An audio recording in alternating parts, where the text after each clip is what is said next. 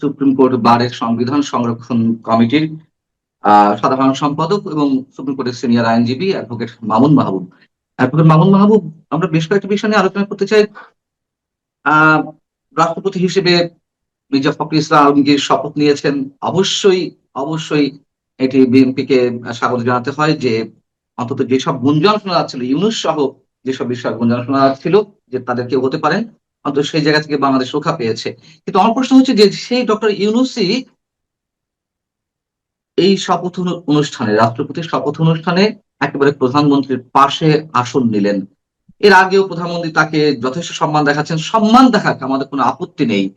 কিন্তু যে ব্যক্তি এই দেশে শত শত হাজার হাজার শিশু হত্যার সঙ্গে জড়িত, তার শাসন আমলে যে জঙ্গি বাদে উত্থান এবং দুর্নীতি থেকে শুরু করে মবক্রেসি অসংখ্য অভিযোগ, এবং তার বিরুদ্ধে আপনারা বেশ কিছু সরব কণ্ঠ আপনারা উচ্চকিত রয়েছেন এবং তার বিরুদ্ধে নানান ধরনের মামলা আবেদন করছেন, কিন্তু সব খারিজ হচ্ছে।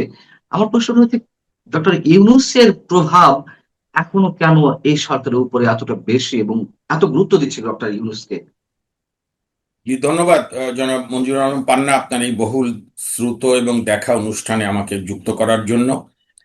প্রধানমন্ত্রীর পাশে এই বিতর্কিত শিশু হত্যা ট্র্যাজেডির খলনায়ক এবং বাংলাদেশকে পুরো পাকিস্তানের দিকে ধাবিত করা, বাংলাদেশের সমাজের সোশ্যাল ফেব্রিক্স নষ্ট করা, মবক্রেসি চাপিয়ে দেওয়া, এই সমস্ত অপকর্মের হোতা ডক্টর ইউনূসকে পাশে বসিয়ে প্রধানমন্ত্রী একটা হতে পারে, যেহেতু ডক্টর ইউনূস সাবেক তত্ত্বাবধায়ক সরকারের অন্তর্বর্তী সরকারের প্রধান।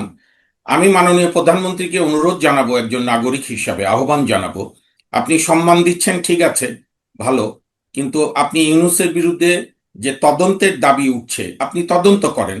আমি আপনার বক্তৃতাকেই রিলাই করতে চাই, আপনার বক্তৃতাকেই আমি ভরসা করতে চাই, আস্থা রাখতে চাই। জনাব তারেক রহমান সম্মানিত প্রধানমন্ত্রী তার জাতির উদ্দেশ্যে প্রথম ভাষণে বলেছিলেন যে দিন শেষে আইনের শাসনই হবে আমার সরকারের শেষ কথা, এবং অত্যন্ত অসাধারণ একটি শব্দ লাইন উনি উচ্চারণ করেছেন। এখন এটি প্রমাণ করার সময়। ডক্টর ইউনূস সাহেবের বিরুদ্ধে অসংখ্য অভিযোগ আছে, আপনি সবগুলোকেও যদি আপাতত দূরে রাখেন কিছুদিনের জন্য। প্রথম হচ্ছে হাম ট্র্যাজেডি। পান্না ভাই, আপনার কাছে তো আরো আপ টু ডেট খবর থাকবে, আমার জানা মতে বোধহয় 903 জন শিশুর মৃত্যু ঘটেছে। এটা 900 তো থেকে সরকার ঘোষিত, সরকার ঘোষিত, সরকার বেসরকারি ভাবে ঘোষিত। হাজার হাজার ছাড়িয়ে গেছে। এর বাইরে তো 1000 ছাড়িয়ে গেছে বা 1500 ছাড়িয়ে গেছে, এবং এখনো হামে আক্রান্ত হচ্ছে। এবং এটা একান্তই ডক্টর ইউনূসের ক্রিমিনাল নেগলিজেন্স এবং দেশের প্রতি ঘৃণা, সাধারণ মানুষকে মানুষ মনে না করা। 5 আগস্টের পর থেকে তো ইউনূস সাহেবরাই শিখালো তদন্ত হতে হবে, কেউ আইনের ঊর্ধ্বে না। তো উনি কি আইনের ঊর্ধ্বে? আমি মনে করি বিএনপি যত ইউনূস সাহেবকে প্রশ্রয় দেবে, তদন্ত করবে না, তত কিন্তু মানুষ ইউনূস সাহেবের সরকারের এক্সটেনশন মনে করবে বিএনপি সরকারকে। এইটা হ্যাঁ, কিন্তু জনগণের জন্য আপনার কি ক্ষেত্রে বিষয়, তার চেয়েও বড় বিষয় বিএনপির জন্য ভালো হবে না। ধরেন 6 মাস তো এখনো সবাই ক্ষমতার মোহে অন্ধ দাম্ভিক হয়ে যাচ্ছে। আর আমাদের ট্র্যাজেডি, আমাদের ক্ষমতাসীনরা ভুলে যায় যে ক্ষমতা চিরস্থায়ী না। ক্ষমতা এবং কারাগার যে পাশাপাশি অবস্থান করে প্রেমিক প্রেমিকার মতো, কিংবা ক্ষমতা আর পলায়ন যে পাশাপাশি অবস্থান করে কিশোর প্রেমিকার মতো, কিশোর প্রেমিকের মতো, এইটা আমাদের ক্ষমতাসীনরা কখনো মনে রাখে না। আনফরচুনেট বিএনপিও মনে রাখছে না। আমি প্রত্যাশা করব ইউনূস সাহেবের এই হাম ট্র্যাজেডির অন্তত তদন্ত হোক। তবে আমি একটা প্রত্যাশা রাখতে চাই পান্না ভাই, হুম, হুম, আমরা জি। যখন 80-র দশকে যুদ্ধাপরাধীদের বিচার চাইতাম, তখন অনেকে আমাদেরকে পাগল বলতো। কিন্তু আমরা আহ, যুদ্ধাপরাধীদের বিচারের জন্য গণ আদালত হয়েছে শহীদ জননী জাহানারা ইমামের নেতৃত্বে 92 সালের 26শে মার্চ। এবং বঙ্গবন্ধু কন্যা শেখ হাসিনা একটা অসাধারণ প্রশংসা পাবার যোগ্য, এবং উনি বলেই সম্ভব হয়েছিল যুদ্ধাপরাধীদের বিচার হয়েছিল। তারপরও শেখ হাসিনা সরকারের বিরুদ্ধে আমাদের অনেক সমালোচনা ছিল, আছে, ভবিষ্যতেও যে কোনো সরকারের অন্যায়ের বিরুদ্ধে সমালোচনা থাকবে। কিন্তু যার যেটা প্রাপ্য, এইটা বলার জন্য আওয়ামী লীগের সমর্থক হতে হবে না, বা বিএনপি সমর্থক হতে হবে না, বা আওয়ামী লীগ বিরোধী বিএনপি বিরোধী হতে হবে না। নাগরিক হিসাবে বিবেক দিয়ে সত্য কথা বলতে হবে। যে কারণে ইউনূস সাহেবের প্রতি আমাদের বার্তা হচ্ছে ডক্টর মোহাম্মদ ইউনূস এবং ইউনূস সাহেব এবং আপনার উপদেষ্টারা জাতিকে যে অন্ধকারের দিকে ধাবিত করেছেন, পুরো পাকিস্তানের দিকে ধাবিত করেছিলেন, জঙ্গিবাদকে প্রশ্রয় দিয়েছেন, হাম শিশু ট্র্যাজেডি, মুক্তিযুদ্ধের মহানায়ক স্থপতি বঙ্গবন্ধু শেখ মুজিব সহ মুক্তিযুদ্ধকে যে রিমান্ডে নিয়েছিলেন ইতিহাসকে, আপনার বিচার আজকে না হোক আগামীকাল হবে, আগামীকাল না হোক 7 দিন পরে হবে, 7 দিন পরে না হোক 7 বছর পরে হবে। সেটা আমরা প্রত্যাশা করতেই পারি, কিন্তু আমার প্রশ্ন হচ্ছে যে কেন বিএনপি বা আমাদের প্রধানমন্ত্রী তারেক রহমান তিনি এতটা আহ দুর্বল হয়ে আছেন এই ইউনূস সরকারের প্রতি, বা তাদের বিরুদ্ধে যে অসংখ্য অভিযোগ, সেসব বিষয়ে ন্যূনতম কোনো ধরনের কোনো গুরুত্ব দেওয়া হচ্ছে না বিএনপি সরকারের পক্ষ থেকে? এর কারণটি কি? এইটা পান্না ভাই, আহ, আপনি ঠিকই খুব আহ, প্রাসঙ্গিক প্রশ্ন করেছেন।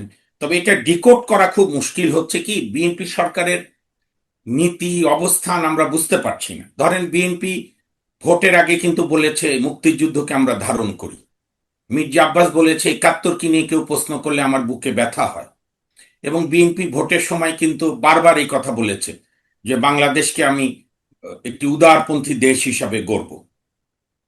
এবং সেই হিসাবে তাও আওয়ামী লীগেরও তারা বহু ভোট পেয়েছে, আওয়ামী লীগরা বুকে পাথর বেঁধে ভোট দিয়েছে যে আর যাই হোক স্বাধীনতা বিরোধীরা যাতে ক্ষমতায় না আসে। বিএনপি ভোট চেয়েছে আওয়ামী লীগের কাছে, কেউ অস্বীকার করতে পারবে না। জনাব তারেক রহমান সম্মানিত প্রধানমন্ত্রী ওই যে হাটহাজারী গিয়ে জামাতকে গুপ্ত বলল, সুপ্ত বলল। তাই যদি হয় তাহলে যারা স্বাধীনতা বিরোধী তারা যে একের পর এক বাংলাদেশকে আক্রান্ত করে বক্তব্য দিচ্ছে, তার বিরুদ্ধে আইনি ব্যবস্থা কোথায়? আপনি কি মানে শুধু দেখেছেন বক্তব্য একটা, কেন? হ্যাঁ, জি, বলুন আপনি বলুন। কি আপনি কি দেখেছেন একজন মৌলবী না কি নাম, সে বলছে যে বাংলাদেশ একটা হিন্দুয়ানি শব্দ, এই শব্দ হওয়া উচিত ছিল মুসলিম বঙ্গ। তো ওর বিরুদ্ধে তো রাষ্ট্রদ্রোহ মামলা হওয়ার পর্যাপ্ত উপাদান। নয়, আমরা বিএনপির দেখছি যে অবস্থান আমরা বুঝতে পারছি না। 15ই আগস্ট বঙ্গবন্ধুকে হত্যা দিবস বা তার শাহাদত বার্ষিকীতে একদিকে কেউ জয় বাংলা উচ্চারণ করলে বা 32 নম্বরে ফুল দিতে গেলে তাদের আটক করা হলো, আমরা দেখলাম। আবার ওই দিনে অন্যদিকে বঙ্গবন্ধু হত্যাকারীদের এই বাংলাদেশে বসে জাতীয় বীর বলে উল্লেখ করা হচ্ছে, তাদেরকে নিয়ে আলাদা প্রোগ্রাম করা হচ্ছে শাহবাগ চত্বরের মতন জায়গায়, ঢাকা বিশ্ববিদ্যালয়ের মতন এলাকায়। এবং যারা বঙ্গবন্ধুর হত্যাকারী, খুনি, তাদেরকে সরকার ফিরিয়ে আনবে, কি উল্টো তারা ঘোষণা করছে যে আমরা তাদেরকে ফিরিয়ে নিয়ে এসে জাতীয় বীরোচিত সংবর্ধনা দেব। পাকিস্তান দিবস মানে পালিত হচ্ছে। মানে আপনি বলছিলেন যে বিএনপি আসলে কি করতে চায় বা কি করতে চাচ্ছে, তাদের আইডিওলজি কি, নীতি কি, ঠিক বোঝা যাচ্ছে না। মানে এই জায়গাগুলোতে আপনি কি বলবেন, এই যে এই ঔদ্ধত্য না, প্রকাশ করা আমি তো হচ্ছে? বহুবার জিজ্ঞেস করেছি বিভিন্ন টক শোয়ে বা যারা ধরেন আমাদের সুপ্রিম কোর্ট বারে তো বিএনপির অনেক অনেক আইনজীবীরা আছে, নেতারা আছে, যাদের সঙ্গে বিভিন্ন সময় আমরা আলোচনাও হয়, যেহেতু একই বার সবার সঙ্গে কথা হয়। আমি আজকে আপনার মাধ্যমে জানতে চাই বর্তমান সরকারের কাছে, আপনি তো জানাবেন নাগরিকদের, তাহলে তো নাগরিকরা আইন মেনে চলবে। না জানালে তো নাগরিককে দোষ দিয়ে লাভ নাই। আমি জানতে চাই ইউনূস সাহেব যে অন্যায়ভাবে আওয়ামী লীগের কার্যক্রম নিষিদ্ধ করেছিল, আপনারা সেটা আইন করে আওয়ামী লীগের কার্যক্রম নিষিদ্ধ করেছেন। এখন আওয়ামী লীগ একটা বিশাল বড় রাজনৈতিক দল, আওয়ামী লীগ আওয়ামী লীগের মতো রাজনীতি বুঝে নেবে। আমি জানতে চাই জয় বাংলা বা জয় বঙ্গবন্ধু বলা কি নিষিদ্ধ বাংলাদেশে? জয় বাংলা তো আমাদের মুক্তিযুদ্ধের স্লোগান। বঙ্গবন্ধুর 72 থেকে 75-এর শাসনামল নিয়ে আপনি অসংখ্য বিতর্ক করতে পারেন, বঙ্গবন্ধু নিজেও এটা আমন্ত্রণ জানিয়েছেন। বঙ্গবন্ধুর সময় নিষিদ্ধ বিরোধী দল ছিল, কিন্তু আপনি জয় বাংলা জয় বঙ্গবন্ধু বললে আমি আরেকটা জিনিসও বুঝতে পারি না বিএনপির। 15ই আগস্টে তো বিএনপির জন্মই হয়নি, 75-এ তখন তো বিএনপি নাই। 15ই আগস্টে যারা হত্যা করেছে পাকিস্তানি মদতপুষ্ট, মার্কিন যুক্তরাষ্ট্রের সাম্রাজ্যবাদের সিআইএ এর মদতপুষ্ট। কারণ সিআইএ ওই সময় সারা বিশ্বে, এখন ইতিহাস ভূগোল না পড়লে তো মুশকিল রাজনীতিবিদরা, ওই সময়কালে সিআইএ কঙ্গোতে লুমুম্বাকে হত্যা করেছিল, চিলিতে আলেন্দেকে, কিউবায় ফিডেল ক্যাস্ট্রোকে অসংখ্যবার চেষ্টা করেছে। বঙ্গবন্ধুকে 15ই আগস্টে সফল হয়েছে এ দেশীয় বিশ্বাসঘাতক খন্দকার মুস্তাক সহ খুনি ফারুক, রশিদ, ডালিম যা যা আছে। কারণ কি, বঙ্গবন্ধু আলেন্দে এবং লুমুম্বাকে হত্যার পর এই আমার বাংলাদেশকে গর্বিত করেছে। উনি বক্তৃতায় বলেছেন, আমি লুমুম্বা হব, আলেন্দে হব, তবু সাম্রাজ্যবাদের কাছে মাথা নত করব না। এই যে ৭৪-এর দুর্ভিক্ষ যে আমেরিকা সৃষ্টি করিয়েছিল, কেন? বঙ্গবন্ধু পাট বঙ্গবন্ধু সরকার পাট বিক্রি করেছিল কিউবার কাছে। আমেরিকা বলেছিল, কিউবায় তোমরা পাট বিক্রি করো না। বঙ্গবন্ধু বলছে, আমি স্বাধীন দেশ, আমি কার কাছে কি বিক্রি করব তোমার কাছে বলতে হবে। এবং এই কথা বঙ্গবন্ধু শুধু মার্কিন যুক্তরাষ্ট্রকে বলেনি। বঙ্গবন্ধু ৭২-এর 10ই জানুয়ারি দিল্লির পালাম বিমানবন্দরে নেমে হাই হ্যালো করার পরই মহীয়সী প্রধানমন্ত্রী, আমাদের ভারতের মুক্তিযুদ্ধের যিনি অসাধারণ অবদান, তাকে প্রশ্ন করেছিলেন, when your army your Excellency will live in my country. এবং আপনি PN হাকসার, ইন্দিরা গান্ধীর ক্যাবিনেট সেক্রেটারি, তার বইতে পড়বেন, তারা হচকিত হয়েছিল যে আসলে তো শেখ মুজিব সাংঘাতিক সাহসী ন্যাশনালিস্ট। ইন্দিরা গান্ধীও একটুখানি থমকে বলেছে, 17 March your birthday, that day my army will leave your country. এবং ৭২-এর 17 মার্চ 3 মাসের মধ্যে ভারতীয় সৈন্য ফেরত গেছে। এইটা ইতিহাসে বিরল। তো সুতরাং আহ, এখন যদি এগুলোই চলতে থাকে, তাহলে বিএনপিকেও বুঝতে হবে যে ইউনূস সাহেবের এক্সটেনশন। আমরা এটা চাই না হতে। বিএনপি তো এই কথা বলে নির্বাচন করেনি, বরং বিএনপি তো বলেছে মপতন্ত্রকে আমরা থামাবো, তা এখনো তো থামছে না। এবং প্রতিহিংসা রাজনীতি করব না, সেটিও একাধিকবার বলা হয়েছে। হ্যাঁ। আমি একটু মন্ত্রিসভায় ফিরে যেতে চাই। মন্ত্রিসভা গঠন হলো, 5 জন নতুন মুখ সংযোজিত হয়েছে মন্ত্রিসভায়। এটি হতেই পারে, মন্ত্রিসভায় রদবদল, মন্ত্রিসভার সম্প্রসারণ, বিয়োজন, সংযোজন, এগুলো হতেই পারে। কিন্তু যেই প্রধানমন্ত্রীর খাওয়া দাওয়াকে কেন্দ্র করে সরকারের পক্ষ থেকে, সরকারের বিভিন্ন দায়িত্বশীল ব্যক্তির পক্ষ থেকে নানান ধরনের স্ট্যাটাস দেওয়া হচ্ছে, বক্তব্য প্রচার করা হচ্ছে, তিনি কৃচ্ছ্রতা সাধন করছেন, কৃচ্ছ্রতা সাধনের জন্য অনেক ধরনের পদক্ষেপ নেওয়া হয়েছে। কিন্তু আমরা দেখলাম যে এই 5 জন নতুন মুখ সংযোজিত হওয়ার মাধ্যমে বাংলাদেশের তৃতীয় বৃহত্তম মন্ত্রিসভা গঠিত হলো, প্রায় 61 জনের, আর 56 জনের। তো আবার এর আগে যে পরিমাণ উপদেষ্টা এই মন্ত্রিসভায় রয়েছে প্রধানমন্ত্রী উপদেষ্টা হিসেবে, এর আগে এত সংখ্যক উপদেষ্টা কখনো নিয়োগ দেওয়া হয়নি। এই উপদেষ্টাদের আসলে নিয়োগ দিয়ে মানে শুধুমাত্র দলীয় পারপাস সার্ভ করা হচ্ছে, তাদের কাজটা আসলে কি? আর দ্বিতীয় কথা হচ্ছে যে, যেখানে এত কৃচ্ছ্রতা সাধনের বিষয়, এখানে এত মাথা ভারী মন্ত্রিসভা কেন করতে হবে? বিএনপি কিন্তু 2001-এ সবচেয়ে বড় মন্ত্রিসভা করেছিল, বিশাল মন্ত্রিসভা, মন্ত্রীদের বাড়ি পর্যন্ত খুঁজে পাওয়া যায় না। তো সেখান থেকে তারা বোঝা যাচ্ছে 2001 2006 তাদের যে পারফরমেন্সের কারণে তারা যে অনেক কিছু ফেস করেছিল, জনগণের আন্দোলন সহ নানা বিষয়, তারা এটা থেকে খুব একটা শিক্ষা নিচ্ছে বলে আমার কাছে মনে হয় না। তবে আমি আপনার ওই বক্তব্যের সঙ্গে একমত, মন্ত্রিসভা রদবদল হতেই পারে। এইটা প্রধানমন্ত্রীর প্রিয়োগেটিভ, উনি হয়তো মনে করতে পারেন যে একে একে যুক্ত করলে মন্ত্রিসভা ডাইনামিক হবে। তা আমি এ ব্যাপারে এখনই কিছু না বলে আমি অন্তত এটুকু বলতে চাই যে ডেলিভারি করুক, সেটা তো আমরা এক ফোঁটা দেখছি না। আর জহিরুদ্দিন স্বপন সাহেবকে আমরা ছাত্র রাজনীতির সময়, যদিও তার ছাত্র সংগঠন আমি করতাম না, আমি অন্য সংগঠন করেছি, ছাত্র ইউনিয়ন, কিন্তু জহিরুদ্দিন স্বপন অনেক বড় ছাত্রনেতা ছিলেন। তার সংগঠন ছোট ছিল কিন্তু নেতা বড় ছিলেন, খুবই অসাধারণ বলতেন। কোনো মন্ত্রী থেকে উপদেষ্টা হয় আমার স্মৃতিতে পড়ছে না 72 থেকে। হম হম। জহিরুদ্দিন স্বপন সাহেব তো আমার মতে পদত্যাগ করা দরকার, যে আমি দলীয় দায়িত্বই পালন করি। এই যে পদ আঁকড়ে থাকতে হবে, কিছু সেই ব্যক্তিত্ব গড়ে উঠুক। সেই আমি চর্চা কি জানি না আমাদের সেটা দেশে উনি আছে? সাহস দেখাবে কিনা। সেই চর্চা কি আমাদের দেশে আছে? কেউ না, দেখিয়েছে এর আমাদের আগে? দেশে কোনো আমলই হয় না। দলীয় প্রধান বা প্রধানমন্ত্রীর ইচ্ছা অনিচ্ছার উপরই সবকিছু নির্ভর করে। কিন্তু আমরা তো এবার কত বন্দোবস্তের কথা শুনলাম না। হম হম একদল হম। বলল নয়া বন্দোবস্ত, মন্ত্রীতন্ত্রী হয়ে দল বিলুপ্ত করে নয়া বন্দোবস্ত মোটামুটি কবরে চলে গেছে। আবার আরেকটা পক্ষ এখনো, এই যে জামাতের যুব শাখা যেটা NCP, তারাও নানা রকম বলছে, কিন্তু লক্ষ্য একটাই, লুটপাট করা এবং সরকারের ভাগীদার হওয়া। কিন্তু তাই বলে দেশের 40 ভাগ জনগোষ্ঠী যে দলকে সমর্থন করে, সেই দলকে আপনি হয়তো আরো কিছুদিন এই জেল জুলুম দিয়ে আটকে রাখতে পারেন, কিন্তু এতে তো রাজনীতির স্থিতিশীলতা ফিরবে না। মানে ন্যায় বিচারের বদলে যদি হম। আপনি প্রতিশোধের বিচার করেন, মনের অজান্তে আপনি আরেকটি প্রতিশোধ, আরেকটি রিভেঞ্জ ট্রায়ালকে আপনি আমন্ত্রণ জানাচ্ছেন। তো এখন আমার বিএনপি সেটা বিশেষ প্রশ্ন আপনার অনুধাবন কাছে করবে যে, কিনা সেটা তাদের ব্যাপার। আরেকটি বিষয়টা আলোচনা করতে চাই। প্রধানমন্ত্রী ভারত যাবেন কি যাবেন না, নানান ধরনের নাটক, নানান ধরনের সিনারিও আমরা দেখতে পাচ্ছি। হয়তো শেষমেশ তিনি যাবেন, হয়তো যেতে হবে। কিন্তু আপনি জামাতে ইসলামীর প্রসঙ্গে বলছেন বিধায় সেই জায়গা থেকে আমার প্রশ্নটি করা। জামাত বা এনসিপি পক্ষ থেকে এর আগে বলা হয়েছে যে জবাবদিহিতা নিশ্চিত না করে প্রধানমন্ত্রী ভারত সফর মেনে নেবে না। বা নাহিদ ইসলাম স্পষ্টত বলেছেন যে আহ, প্রধানমন্ত্রীর ভারত সফর এই না করলে কোনোভাবে মেনে নেওয়া হবে না। আবার খানিকটা সুর নরম করা হলো জামাতে ইসলামের পক্ষ থেকে। জামাতে আমির বললেন যে হ্যাঁ, যেতে পারেন প্রধানমন্ত্রী, বিশ্বের যে কোনো দেশে সফর করতে পারেন, ভারত যেতে পারেন, কিন্তু সেই জায়গা থেকে মানে আগে সাম্যতা, ন্যায্যতা সৃষ্টি করতে হবে। আপনাকে মনে হয় যে তারা আস্তে আস্তে সুর নরম করছে?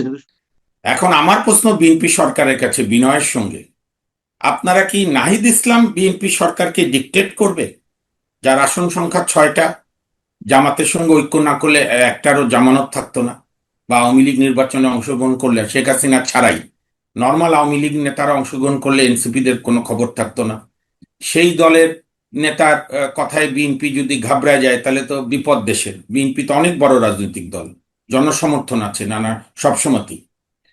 এখন আমি নাগরিক হিসাবে আমার পররাষ্ট্রনীতি মনে করি পান্না ভাই, যে ভারত কেন, সব দেশেই আমরা যাব। আর ভারত যেহেতু আমার নিকট প্রতিবেশী, ভারতের সঙ্গে আমার একটা মুক্তিযুদ্ধে তাদের একটা অসাধারণ অবদান আছে, সেটাকে মনে রেখেই আবার আমার স্বার্থ আদায় করব আমরা সম্মানের সঙ্গে, একে অপরকে মর্যাদা দিয়ে, চোখে চোখ রেখে। জাতির জনক বঙ্গবন্ধু চোখে চোখ রেখেই ভারতের সঙ্গে সম্পর্ক রেখেছে। এবং একটা বিষয় আমি খুব লজ্জিত, এটা আমি বিএনপি বা আওয়ামী লীগকে নিয়ে উদ্বিগ্ন না, আমি একজন নাগরিক হিসাবে আমার দেশের মর্যাদা হানি হয়েছে। ডিপ্লোম্যাটিক পলিসিতে কিন্তু আমরা ভারতের কাছে হেরে গেছি এই এপিসোডে। দেখেন পান্না ভাই, আমরা যখন ছাত্র রাজনীতি করতাম তখন আমার এক বড় নেতা আমাকে বলেছিল, তুমি হলের সামনে যে ভাষণ দিবা, অর্থাৎ হোস্টেলের সামনে, আবার বিশ্ববিদ্যালয়ের মেইন গেটে যে বক্তৃতা দিবা, কিংবা উপাচার্যের সামনে যে দাবি দেওয়া জানাবা, কিংবা প্রেস কনফারেন্সের যে বক্তব্য, সবগুলোর কন্টেন্টস এক হতে পারে, ভাষা আলাদা, ড্রাফট আলাদা, ক্রাফট আলাদা, ডিপ্লোম্যাটিক ল্যাঙ্গুয়েজ আছে, তাহলে কেন ফরেন সার্ভিস মানুষ পড়াশোনা করে? তাহলে তো ফরেন সার্ভিস লাগে না, ঢাকার ডিসি ডিল করতে পারে ভারতের সঙ্গে সম্পর্ক। এবং এই যে আমি জানি না কি প্রতিভা দেখে জনাব তারেক রহমান এরকম একটা বিতর্কিত লোক, কি নাম, খলিলুর রহমানকে উপদেষ্টা পররাষ্ট্রমন্ত্রী করেছে, আমি জানি না কি রহস্য তার। যদিও এই খলিলুর রহমানের পদত্যাগ চেয়েছিল রিজভী এবং সালাউদ্দিন সাহেবরা, রুহুল কবির রিজভী সাহেব, যিনি এখন বিএনপির ভারপ্রাপ্ত মহাসচিব। তো সে কারণেই তারা এই ডিপ্লোমেসিতে হেরে গেছে। ধরেন ভারত কিন্তু দেখেন এখন পর্যন্ত বলছে আপনি আসেন। হুম, হুম। আমার তো ভারতের সঙ্গে সম্পর্ক ভালো রাখতে হবে, আমার স্বার্থ, আমার মর্যাদা বজায় রেখি। ধরেন একটা 2-3টা দ্রব্যমূল্যের সাংঘাতিক সংকট হলো, সরি দ্রব্যমূল্য না, নিত্য প্রয়োজনীয় দ্রব্য, তা আপনি ব্রাজিল থেকে আনা কাছে না ভারত থেকে আনা কাছে? আমরা টাকা দিয়ে কিনে আনি, আমরা কারো দয়ায় আনি না। তো এই জিনিস, নিঃসন্দেহে। যেমন ডিজেল সমস্যার যে সমাধান ভারত হেল্প করলো, এইটা বিএনপি দেখতে পাচ্ছে না। বিএনপি তো আবার পরের দিনই বিএনপির আপনার জ্বালানি মন্ত্রী ভারতের হাই কমিশনারকে বলল যে ডিজেল আরো দে। তা আমি যেটা শুরুতেই বলছিলাম, বিএনপির কোনো কনসিস্টেন্সি আমরা দেখছি না। সরকারের যে কিছু নীতি আছে, মাঠের মেঠো বক্তৃতা আর রাষ্ট্রের নীতি যে আলাদা, সরকার, রাষ্ট্র, রাজনৈতিক দল, তিনটা যে আলাদা কম্পার্টমেন্ট, যখনই এই তিনটা কম্পার্টমেন্ট এক হয়ে যায় তখন কিন্তু ওই দলও বিপদে পড়ে, সরকারও বিপদে পড়ে, মানুষের দুর্ভোগ বাড়ে। আমি আশা করি বিএনপি এই 3 কম্পার্টমেন্টকে এক করবে না। আপনি বলছেন যে আমরা এরই মধ্যে ডিপ্লোমেসিতে হেরে গেছি, মানে বিএনপি এরই মধ্যে ভারতের সঙ্গে ডিপ্লোমেসিতে হেরে গেছে। অবশ্যই। একটু স্পেসিফিক ভাবে বলবেন যে এখনো তো আমাদের প্রধানমন্ত্রী ভারত যাবেন কিনা একটা না না, দোলাচলের মধ্যে ছিল, প্রধানমন্ত্রী ভারত, পরবর্তীতে তো। না না, আপনি ডিপ্লোম্যাটিক ল্যাঙ্গুয়েজে আপনি প্রতিবাদ করেননি। হুম, হুম। আপনি পরের দিন বললেন যে শেখ হাসিনা কে ফেরত না দিলে, আরে ভাই, শেখ হাসিনা তো নিজেই আসতে চাচ্ছে, আপনার এইটা কেন হেডেক? তার মানে আপনি বুঝাতে চাচ্ছেন যে নদীর চুক্তি, মানে পানি চুক্তি, বাণিজ্য ঘাটতি, বর্ডার কিলিং, ভারতের সঙ্গে অন্যান্য অমীমাংসিত বিষয়, জনগণের স্বার্থে কিছু করণীয়, এগুলো কোনো আপনার কাছে প্যারামাউন্ট কনসিডারেশন না এই সরকারের কাছে। এই সরকারের কাছে শেখ হাসিনা ফিরিয়ে আনাই একমাত্র বিষয়। যেখানে শেখ হাসিনা নিজে চলে এসছেন, নিজে চলে আসতে চাচ্ছেন। যদি না আসে তখন দেখা যাবে। এবং আপনি আজকে লিখে নেন, ভারত কোনোদিন শেখ হাসিনাকে ফেরাবে না। ভারতের দল মত নির্বিশেষে শেখ হাসিনা অত্যন্ত জনপ্রিয়। কারণ আমাদের লোকজন তো ইতিহাস পড়ে না। 1975-এর 15ই আগস্টে বঙ্গবন্ধুকে নির্মমভাবে হত্যা করার পর অনেক নেতা যখন ভারতে গেল, কয়েকজন, কাদের সিদ্দিকী ওখানে একটা বাহিনী তৈরি করে জিয়াউর রহমান সরকারের বিরুদ্ধে বর্ডারে যুদ্ধ ঘোষণা করেছিল, বর্ডারে গোলাগুলি করত। 77-এ ইন্দিরা গান্ধীর পরাজয়ের পরে ইন্দিরা গান্ধীর ঘোর বিরোধী জনতা দল নেতা মোরারজি দেশাই প্রধানমন্ত্রী হওয়ার পরে তদানীন্তন বিএনপি সরকার ভেবেছিল যে কাদের সিদ্দিকী ফেরত পাঠাবে, ফেরত পাঠায়নি। কাদের সিদ্দিকী তার কমফোর্ট মতো সম্ভবত বোধহয় 90 অথবা 91-তে দেশে ফিরে এসেছে। এগুলো তো আপনার হিসাবে রাখতে হবে। আর ভারত তো অতিথি বৎসল, ভারত তো দালাই লামাকেও ফেরত দেয়নি কোনোদিন। আচ্ছা, আরেকটা শ্রদ্ধার সঙ্গে বলি, আমি কাউকে খাটো করছি না, বর্তমান প্রধানমন্ত্রীও তো 17 বছর ইংল্যান্ড ইউকেতে ছিলেন। আওয়ামী লীগও তো তারেক জিয়াকে আনার চেষ্টা করেছিল, পারেনি তো। আমাদের রাজনীতিতে দেশের বাইরে থাকা তো কোনো আজকে নতুন জিনিস না, নানা সময় নানা জনই ছিল। সোভিয়েত ইউনিয়নের বিপ্লবের সময় লেনিন বহুদিন বাইরে ছিল। ইরানে, আমি কারোর সঙ্গে কারো কম্পেয়ার করছি না, লেনিনের জায়গায় লেনিনের কোনো বিকল্প নাই। এইটা যেন দর্শকরা ভুল না করে, আমি কারোর সঙ্গে কারো কম্পেয়ার করছি না। না, কিন্তু একটি লেনিনের কথা জায়গায়। বলা হয়, একটি হ্যাঁ, কথা বলা হয় যে ক্ষমতাচ্যুত শাসকরা কখনো তার নিজ দেশে ফিরতে পারেনি বা রাজনীতিতে ফিরতে পারেনি। এর কি আসলে কোনো মানে ঐতিহাসিক ভিত্তি আছে? না, আমি অত ইতিহাসে যাব না। আমাদের এরশাদই তো 2014 পর্যন্ত সরকার গঠনের নিয়ামক শক্তি ছিল না, আওয়ামী তিনি তো আর লীগের সাথে। তিনি তো আর দেশ ত্যাগ করেননি। না, এই তা না করুক, আওয়ামী লীগের সরকার গঠনে 96-তে সহায়তা করেছে, বেগম জিয়া এরশাদকে নিয়ে 4 দলীয় জোট করেছে। তো সুতরাং এখন শোনেন, এটা কখনো ফিরে আসে, এই যে নেপালে তো দেখলাম সবাই ফিরে এসেছে, শ্রীলঙ্কায় তো ফিরে এসেছে। আমি এটা নিয়ে অড়িগ না, কারণ আওয়ামী লীগ বড় রাজনৈতিক দল, শেখ হাসিনা অনেক বড় নেত্রী, নানা দোষ ত্রুটি সত্ত্বেও তারা তাদের রাজনীতি করবে। সেটা তারা সফল ব্যর্থ হলে জনগণ তার সঙ্গে বুঝবে। কিন্তু আপনি এখন সরকারে আছেন, আপনার কাছে গ্যাসের কথা বললে, বিদ্যুতের কথা বললে আপনি যদি আওয়ামী লীগকে দায়ী করেন, এরপর তো আপনি মোগল সম্রাটকেও দায়ী করবেন। এটা তো আপনার দায়িত্ব না। আপনাকে বলতে হবে আপনি কেন গ্যাস বিদ্যুৎ দিতে পারছেন না। 5 আগস্ট 2024 পর্যন্ত তো আমাদের এই ঢাকায় বা বিভিন্ন জেলায় গ্রামে আমি খোঁজ নিয়েছি, বিদ্যুৎ এবং গ্যাসের সংকট ছিল না। শেখ হাসিনা তো সাকসেসফুলি বিদ্যুৎ সংকট সমাধান করেছিল। এখন পারছেন না কেন? ইউনূস সাহেব কি অকাজ করে গেছে, এগুলো বের করেন, জনগণকে জানান যে এই কারণে আমি বিদ্যুৎ আর গ্যাস দিতে পারছি না। এগুলো বলতে তো হবে। অনেক অনেক অনেক ধন্যবাদ অ্যাডভোকেট মামুন মাহবুব আপনাকে। আপনি ভালো থাকবেন।